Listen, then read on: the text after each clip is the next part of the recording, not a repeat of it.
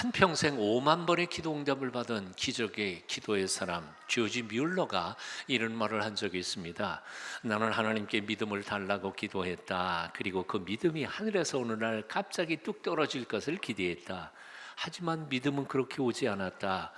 로마서 10장 17절 말씀, 믿음은 들음에서 나며 들음은 그리스도의 말씀으로 말미암는다는 말씀을 읽고는 겸손하고 경건한 마음으로 하나님의 말씀을 읽기 시작하자 나도 모르는 사이에 내 속에 믿음이 자라는 것을 체험했다. 믿음이 어디서 오나요? 왔다 갔다만 하면 되는 게 아닙니다. 오늘날 갑자기 믿음이 팍 생기는 것도 아닙니다. 믿음은 말씀을 들으면서 납니다. 그래서 잘 말씀을 듣는 것이 신앙생활의 가장 중요한 요소입니다. 잘 들을수록 분별력이 생기고 많이 들을수록 믿음이 강해지는 법입니다. 오래전에 크리스천니티 투데이라고 하는 미국 잡지에 재미있는 사진과 글이 써 있었습니다. 우리 하나님은 죽지 않으셨습니다. 당신들 하나님께 대해서는 참 안 됐습니다. 참 재미있는 글이었습니다. Our God is not dead. Sorry about yours. 즉 다시 말하면 하나님이 돌아가신 게 아니란 말입니다. 사람들의 믿음이 죽은 것입니다. 믿음이 죽은 사람들에게는 하나님이 보일 리가 없으니까 하는 말입니다. J.B. 필립스라고 하는 사람도 조그만 포켓북을 썼습니다. 책 제목이 Your God is too small. 당신의 하나님은 너무 작다. 하나님이 작은 분이 아닙니다. 우리의 믿음이 작을 뿐입니다. 그래서 작은 하나님하고 상대하다 보니까 근심과 걱정과 염려가 너무너무 많은 거지요. 하나님 그렇게 째째하신 분은 아니시거든요. 1950년대, 1900년대 중반에 서양 지성인들이 이렇게 말했습니다. 하나님은 죽었는지도 모르겠다. 죽지는 않으셨을지 모르지만 적어도 지금은 침묵하고 계시는 게 틀림이 없다. 하나님 말씀 안 하신다는 거예요. 그런데 그 똑같은 시기에 프란시스 셰퍼라고 하는 분은 아주 중요한 책 한 권을 썼습니다. He who is there and not silent. 살아계시며 말씀하시는 하나님. 청년 시절에 저는 믿음에 대해서 굉장히 고민을 했습니다. 하나님이 정말 계시기는 계실까? 말씀하시기는 말씀하실까? 그렇게 한창 신앙에 대하여 혼란스럽던 시절에 이 프란시스 셰퍼의 이 책을 읽으면서 저는 얼마나 감동과 감격과 확신을 가지게 됐는지 모릅니다. 하나님은 살아계십니다. 그리고 침묵하시는 분이 아니라 지금도 말씀하고 계십니다. 오늘 본문 사무엘상 3장 1절을 말씀합니다. 아이 사무엘이 엘리 앞에서 여호와를 섬길 때에는 여호와의 말씀이 희귀하여 이상이 흔히 보이지 않더라. 여호와의 말씀이 희귀하여, 희귀했다는 말은 잘 들리지 않았다는 거죠. 그러면 하나님의 말씀을 하지 않으셨기 때문에 안 들리는 것입니까? 아니요, 거꾸로입니다. 들으려고 하는 사람들이 별로 없기 때문에 하나님의 말씀이 들리지 않았다는 것뿐입니다. 사무엘이 하나님을 섬기던 당시에는 바벨론 포로와는 달리 하나님의 성소가 이스라엘에 딱 있었습니다. 제사장들도 많았습니다. 날마다 율법대로 제사 의식이 행해졌던 때였습니다. 그런 때에도 하나님의 말씀을 듣기가 어려웠다니 무슨 말입니까? 바로 이유는 간단합니다. 성막은 있는데 하나님의 음성은 들리지 않습니다. 희생 제사는 있는데 하나님의 속죄의 은총은 내려지지 않습니다. 어떻게 보면 오늘날 한국 교회의 모습하고 똑같습니다. 교회도 많고 예배도 많고 설교도 차고도 넘치고 많은데 정말 살아있는 하나님의 음성을 듣기는 왜 그렇게 어려운 것입니까? 묻습니다. 하나님이 침묵하시기 때문입니까? 아니요, 하나님은 지금도 밝히 말씀하고 계십니다. 단지 겸손히 그 말씀을 듣고자 하는 마음이 없어서입니다. 예수님께서는 복음서와 요한계시록에서 반복해서 이런 말씀을 하셨습니다. 들을 귀 있는 자는 들을지어다. 들을 귀가 있으십니까? 예, 귀는 다 있어요. 청력도 이상이 없어요. 하지만 들을 마음이 없는 거, 그게 문제라는 거지. 듣기는 듣습니다. 마음이 딴 데가 있으니까 들리지 않는 거죠. 이게 문제입니다. 오늘 본문을 보십시오. 어린 사무엘에게는 하나님의 음성이 들렸습니다. 하지만 정작 한평생 하나님을 섬겼던 엘리 제사장의 귀에는 하나님의 음성이 들리지 않았습니다. 그러면 하나님이 엘리에게는 침묵하셨던가요? 아니요. 본문 말씀 보니까 하나님은 엘리에게 귀에 못이 박히도록 반복해서 말씀하셨습니다. 말씀하시고 하는데에도 그 경고의 말씀을 듣지 않으니까 할 수 없이 하나님은 그 어린 사무엘을 통해서 엘리 가문의 마지막 심판을, 최후 통첩을 어린 사무엘을 통해서 할 수밖에 없으셨다는 겁니다. 12절 13절 오늘 본문 말씀 한번 같이 읽어봅니다. 시작. 내가 엘리의 집에 대하여 말한 것을 처음부터 끝까지 그날에 그에게 다 이루리라. 내가 그의 집을 영원토록 심판하겠다고 그에게 말한 것은 누구에게 말했어요? 엘리에게 말했습니다. 엘리에게 말한 것은 그가 아는 죄악 때문이니, 엘리가 자신의 죄를 모르는 게 아닙니다. 하나님은 우리가 알지도 못하는 죄를 심판하실 만큼 불공평한 하나님 아닙니다. 다 알고 있는 죄입니다. 그가 아는 죄악 때문이니 이는 그 죄가 무엇인가 하니 그가 자기의 아들들이 저주를 자청하되 금하지 아니하였습니다. 절제하지 않았기 때문이지. 나는 오늘 이 아침 여러분의 마음의 귀, 하나님의 음성을 들을 귀를 주시기를 축원합니다. 듣고 순종하는 마음이 여러분 마음속에 생기시기를 축원합니다. 사랑하는 동순교회 어른 여러분, 왜 하나님이 엘리 제사장의 집안 심판할 일을 어린 소년 사무엘에게 말해야만 했을까요? 아까도 말씀드렸어요. 수도 없이 말하는데도 안 들어먹으니까요. 못 들으니까요. 곰곰이 한번 생각해 보십시다. 내가 듣기 싫어서 하나님의 음성을 듣지 못한 말씀들은 없었던가? 그래서 놓친 하나님의 경고는 없었던가? 곰곰이 한번 생각해 보십시다. 어린아이의 순수한 마음으로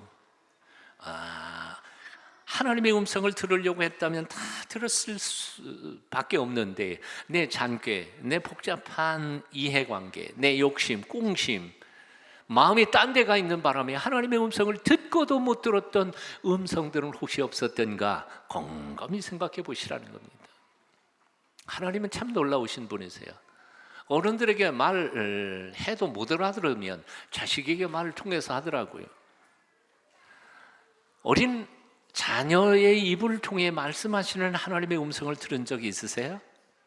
네. 저는 초등학교 다닐 우리 두 딸내미 중에 한 딸이 나보고 갑자기 한마디 이렇게 말하더라고요. 아빠, 목사 맞아?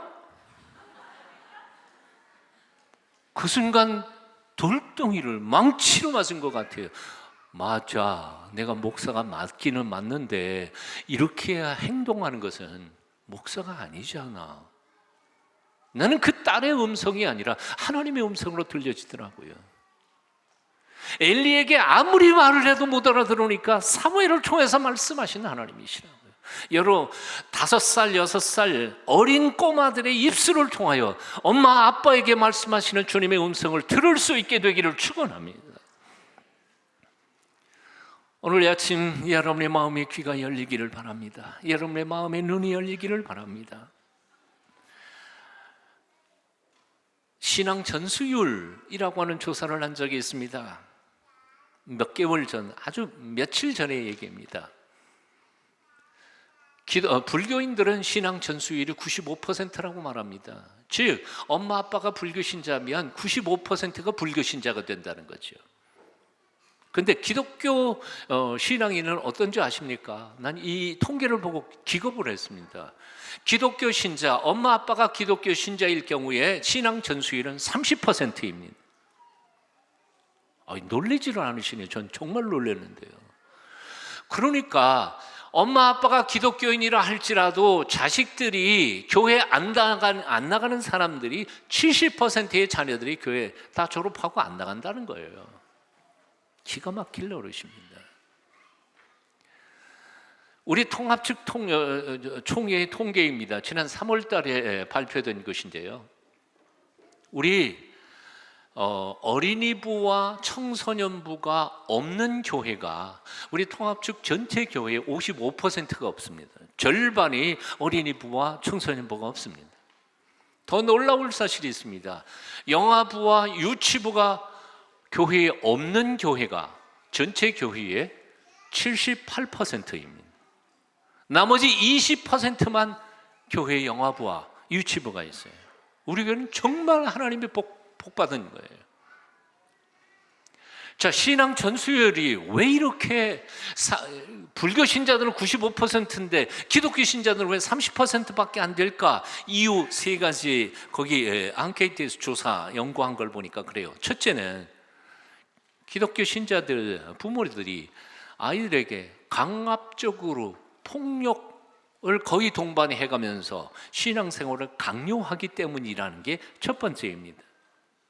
첫 번째, 강요하는 거예요. 막 억지로 강요를 하다가 보니까 그 아이는 부모님이 무서워갖고 교회 나오긴 합니다. 끌려 나와요. 근데 끌려 나오면서 한다는 말이 무슨 생각을 속으로 하는지 알아요? 내가 우리 부모님께 독립한 후에는 내가 교회 나가나 보자. 결심하는 거예요. 결심해요. 우리 교회도 가만히 보면 그렇게 해서 교회에 안 나오는 사람들이 많아요.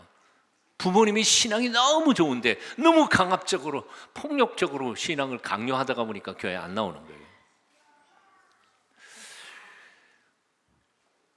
어느 집에 오래전의 일입니다. 신방을 갔습니다. 신방을 갔는데 그 젊은 부모가 걔가 뭐 4살, 5살밖에 안 되니까요. 목사님 오셨으니까 목사님한테 인사해. 근데 인사 안 해요. 뭐 알지요, 충분히. 근데 인사 안 한다고 혼내는 거예요. 그러니까 내가 그걸 보면서 내 마음속에 걱정이 생겼어요. 와, 쟤는 이제 목사 미워할 거다. 그 목사란 사람만 오면 엄마 아빠한테 혼나거든. 그러면 그 미운 목사가 있는 교회 나오길 좋아하겠어요? 아니에요. 제발 좀 그러지 마세요. 목사 미움받게 하지 마세요. 목사님은 존경한다 그래 놓고 집에서는 부부끼리 애들 듣는데 목사님이 욕 막 하고 있으면 그런 교회 나오겠어요? 안 나오지. 두 번째 이유가 있습니다. 문고안이 강압적으로 신앙을 강요하다가 보니까 안 나오는 거고요. 두 번째는 그 정반대입니다. 내버려 두는 거예요. 예? 방관하는 겁니다. 방관뿐만 아니에요. 그냥 촉까지 쳐요. 너 고등학교 2학년인데 주일 성수해? 학원 가! 월요일날 기말고사인데 시험 공부 안 하고 교회 가서 예배나 드리고 있어? 중직자 가정이 그러고 있단 말이에요. 그 아이들이 어떻게 신앙생활 하겠어요? 대학 들어간다면 내 맘대로 해. 그래서 대학 들어간 다음에 내 맘대로 해서 교회 안 나와요. 그런 아이들이 엄청나게 많아요. 그러니까 둘 다 문제입니다. 뭐예요? 강압적으로 하는 것도 문제고 방관하는 것도 문제예요. 전수율 30%밖에 안 되는 세 번째 이유가 있습니다. 사실은 앞에 두 가지는 별로 중요한 거 아닙니다. 세 번째가 제일 중요해요. 바로 부모님들이 본을 보이지 않는다는 사실입니다. 아니, 아빠 엄마가 성경 읽는 것을 본 적이 없는데 아이들이 성경을 읽겠습니까? 성경 암송한 적이 없는데 성경 암송하겠어요? 애만 시키면? 아빠 엄마가 집에서 찬송 부르고 기뻐하고 행복해하는 것을 본 적이 없는데 그 아이들 보고 찬송 부르면서 행복해 할 수 있겠어요? 안 해요. 집안에 문제만 생기면 아빠 엄마가 머리를 맞대고 하나님 앞에 기도하면서 그 문제를 풀어가는 아름다운 모습을 보여준 적이 없는데 인생에 문제가 부딪혔을 때 그 아이들이 무릎을 꿇고 기도하겠느냐 그 말이에요. 엄마 아빠가 밤낮 싸우면서 자식들 앞에서요 행복하게 사는 모습을 보여주지 않았는데 그 자식들이 어떻게 행복한 인생을 살게 되겠느냐는 거지. 하지만 엄마 아빠가 알콩달콩 행복하게 사는 모습을 아이들에게 보여줄 때 그 아이들은 엄마 따라 아빠 따라 신앙생활 저절로 잘하게 될 줄로 믿습니다. 본을 보이십시오. 오늘 본문에 있는 말씀처럼 하나님의 음성을 기꺼이 듣기 위하여 무릎을 꿇는 아빠와 엄마의 모습을 보여줄 때 우리 아이들은 자동으로 사무엘처럼 하나님의 음성을 들으며 성숙해가는 아름다운 하나님의 사람들 다 되실 수 있기를 축원합니다. 우리 2부에서는 어린이부하고 청소년부에게 약속을 받았는데 이 꼬마들은 도대체 내 말을 알아들을 수가 없어서 약속을 받을 수가 없어요. 그러니까 부모님들이 집에 가가지고 꼭 그 아이에게 내 대신 약속을 받아주시기를 바랍니다. 아셨죠? 잘 들으셔야 됩니다. 저는 세월 지나가면 이 자리에 더 이상 없을 겁니다. 그리고 이 세상을 떠날 겁니다. 하나님 나라 천국에 있을 그때에 여기 있는 아이들 중에 이 자리에 설 수 있는 아이가 나왔으면 좋겠습니다. 그렇게 키우시기로 약속하실랍니까? 대답이 약해져요. 제가 행복해 보이세요? 불행해 보이세요? 행복합니다. 자신의 아이들을 좀 행복하게 이 자리에 세워주세요. 아멘 좀 크게 해주시면 좋겠습니다. 제가 이 세상에 더 이상 없고 천국에 있을 때 여러분의 자녀 중에서 이 자리에 서는 사람을 키워주시기를 축원합니다. 어른들에게 부탁합니다. 서약 받습니다. 오늘 여기 온 영아부 유치부 아이들 내 자식처럼 이 아이들을 하나님 나라 갈 때까지 잘 양육하고 돌보기로 약속하실 수 있습니까? 아멘. 기도하겠습니다.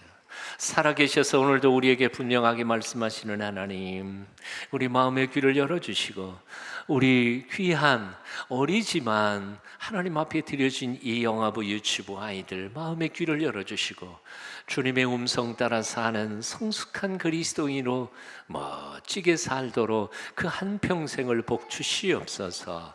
예수님의 이름으로 기도하옵나이다. 아멘.